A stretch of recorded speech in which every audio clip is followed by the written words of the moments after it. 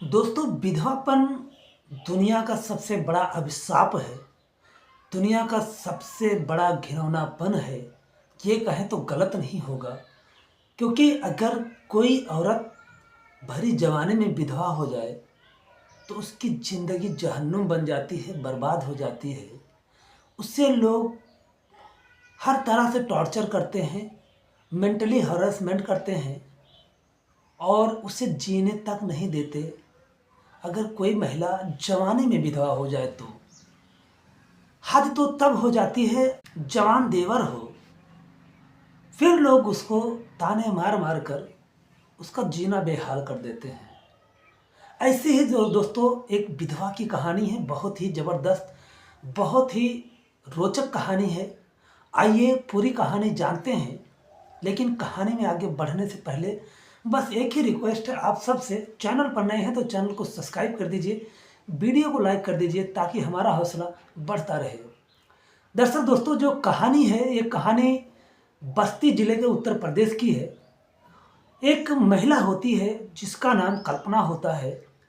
कल्पना जो है उसका पति होता है जिसका नाम सागर होता है। सागर का एक छोटा भाई होता है जिसका नाम रोहन होता है। दोस्तों परिवार में 3 लोग होते हैं।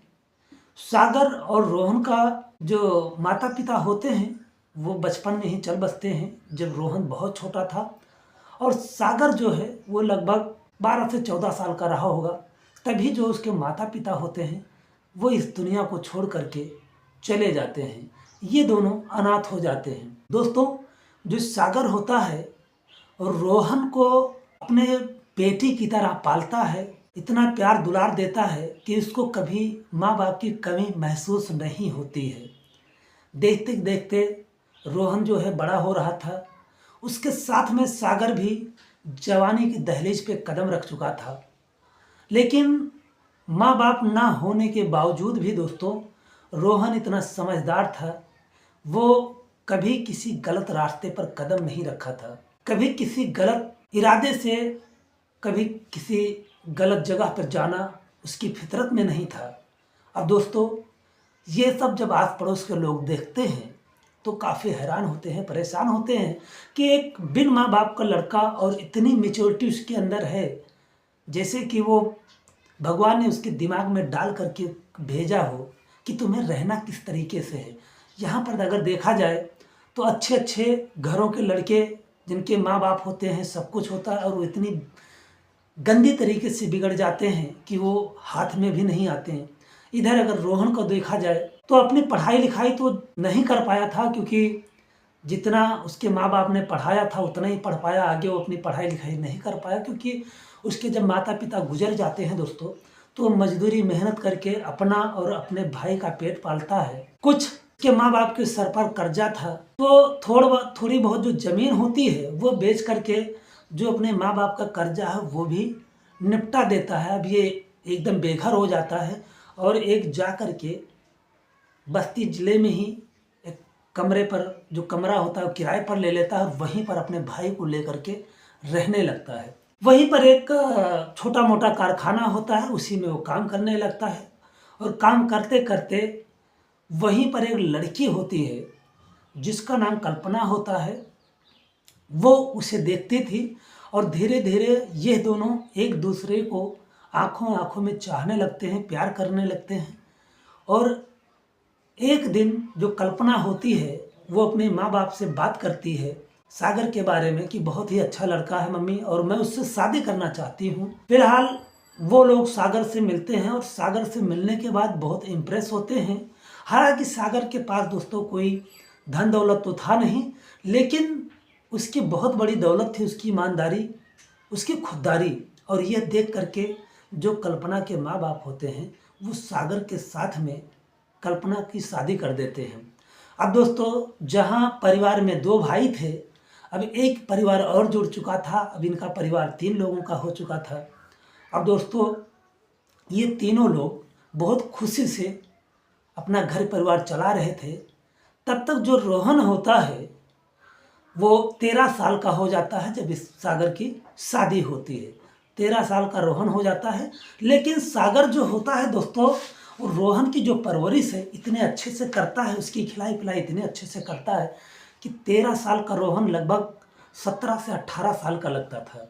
उसकी शरीर, उसकी बॉडी और उसका जो सोचने का मेमोरी था वो इतना गजब का था कि अगर कोई कह नहीं सकता था कि ये लड़का 13 साल का हो सकता है।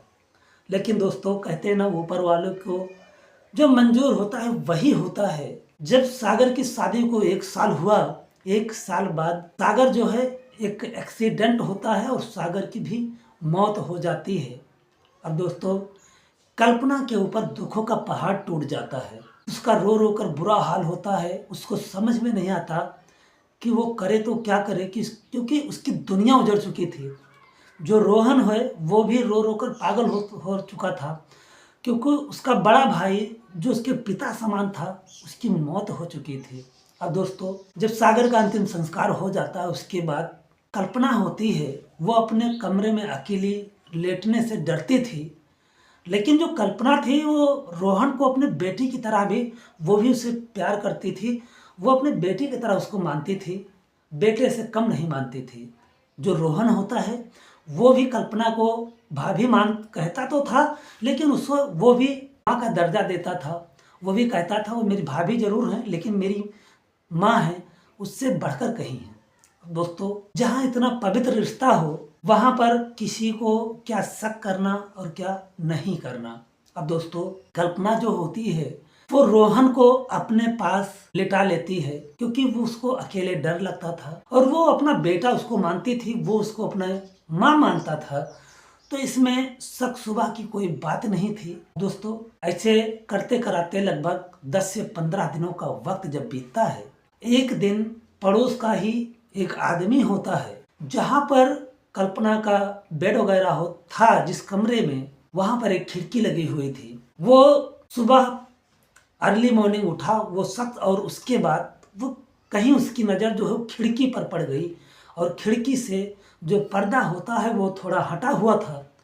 उसने खिड़की से देखा कि रोहन और जो कल्पना है वो दोनों एक बेड पर एक दूसरे के बाहों में लेटे हुए हैं।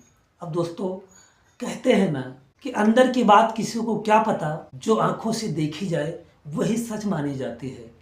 अब दोस्तों, ये बात पूरे मोहल्ले में धीरे धीरे आग की तरह फैलने लगती है कि अभी पति को मरे महीने दिन भी नहीं गुजरे और ये अपनी अय्यासियाँ चालू कर दी है, करना चालू कर दी।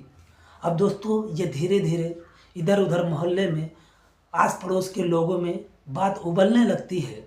अब धीरे धीरे जब ये बात सर से ऊपर गुजर जाती है तो कहीं ना कहीं जो कल्पना के माँ बाप होते हैं उनके कानों में भी ये बात पहुंचती है। कल्पना की जो माँ होती है वो अपनी बेटी को समझाने की कोशिश करती है कि अपने देवर को अपने कमरे में मत आया दिया करो, अपने पास में मत आया दिया करो। और यह बात कल्पना को समझ में नहीं आता कि उसकी माँ जो है ऐसी बातें क्यों कर रही है, क्योंकि कल्पना के कानों में ऐसी कोई खबर नहीं पड़ी थी जिससे उसे कोई ऐसा शक हो या ऐसा कोई दिक्कत हो।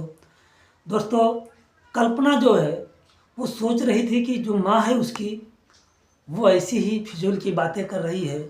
वो तो मेरे बेटे समान है और अगर बेटा अपनी माँ के कमरे में नहीं जाएगा तो कहाँ जाएगा, अपनी माँ के साथ में नहीं सोएगा तो कहाँ सोएगा, अपनी माँ के साथ में नहीं रहेगा तो कहाँ रहेगा। अब दोस्तों, कल्पना और रोहन दोनों एक साथ में रहते, एक साथ में सोते, लेकिन यह बात धीरे धीरे जब लोगों को नागवार गुजरने लगी, लोग अक्सर आकर के रात में खिड़कियों से झांकने का प्रयास करते थे और कहीं कहीं किसी को दिख भी जाता था कि हाँ, दोनों एक ही साथ में लेटे हुए हैं। दोस्तों, एक दिन पंचायत बुलाई जाती है और पंचायत में कल्पना और रोहन को और कल्पना के माँ बाप को भी बुलाया जाता है। अब दोस्तों, कल्पना को जब पंचायत में बुलाया जाता है तो उसको ये नहीं समझ में आता कि उसे पंचायत में बुलाया क्यों गया, उसने किया क्या है। जब पंचायत बैठती है, पंचायत कल्पना से पूछती है कि हाँ, तुम्हारा रिश्ता तुम्हारे देवर के साथ में क्या है। तो कल्पना को कहने में एक बार भी हेजिटेशन नहीं होता कि मेरे देवर के साथ में जो मेरा रिश्ता है वो माँ बेटे से कम नहीं है, भाई बहन से कम नहीं है। लेकिन दोस्तों, ये समाज कहाँ मानने वाली कि एक जवान लड़का और एक जवान औरत एक बेड पर सोते हों और उनके बीच में माँ बेटे का रिश्ता हो, भाई बहन का रिश्ता हो, ऐसा कहाँ संभव हो सकता है जहाँ आज की डेट में सगे भाई बहन जो होते हैं अगर एक साथ में लेटें तो उनका भी धर्म भ्रष्ट हो जाता है। अब दोस्तों, पंचायत जब पूछती है तो कल्पना जवाब देती है, लेकिन जो जितने लोगों ने देखा था उन लोगों ने बारी बारी से पंचायत को ये सब बातें बताना जब चालू किया, कल्पना वहीं पर फूट फूट कर रोने लगती है। और दोस्तों, पंचायत ने कहा कि अगर तुम्हें इस घर में रहना है तो तुम्हें रोहन से शादी करनी पड़ेगी। दोस्तों, जो स्वागत था वो मरते मरते कल्पना से वादा लेकर गया था कि अगर मुझे कुछ हो गया तो मेरे भाई का ख्याल रखना, क्योंकि मेरे बाद तुम ही हो जो मेरे भाई का ख्याल रख सकती हो, बाकी अब उसका दुनिया में कोई नहीं है, तो जब तक तुम जिंदा हो मेरे भाई का ख्याल रखना। ये वादा लेकर के सागर मरा था अपनी पत्नी कल्पना से। दोस्तों, कल्पना को यही नहीं समझ में आ रहा था वो करे तो क्या करे। आखिरकार ना चाहते हुए भी जो पंचायत होती है वो भरी पंचायत में कल्पना और रोहन की उसी पंचायत में शादी करवाती है, उससे मांग में सिंदूर डलवाती है, मंगलसूत्र डलवाती है। रोहन और कल्पना दोनों एक दूसरे को रोते हुए, जहां माँ बेटे का रिश्ता था, भाई बहन का रिश्ता था, उसे जबरदस्ती पति पत्नी के रिश्ते में बदल देते हैं। और उसके बाद दोस्तों, ना चाहते हुए भी दोनों को पति पत्नी के रूप में इस समाज में जीना पड़ता है, क्योंकि जो समाज के ठेकेदार लोग होते हैं वो बड़े बेरहम होते हैं। उन्होंने एक माँ बेटे के रिश्ते को शर्मसार कर दिया, अपमानित कर दिया। तो ये रही दोस्तों कहानी। कैसी लगी आप लोगों को हमें कमेंट सेक्शन में जरूर बताइएगा। मिलते हैं कल किसी नेक्स्ट वीडियो में किसी रियल स्टोरी के साथ में। तब तक के लिए जय हिंद, जय भारत, नमस्कार।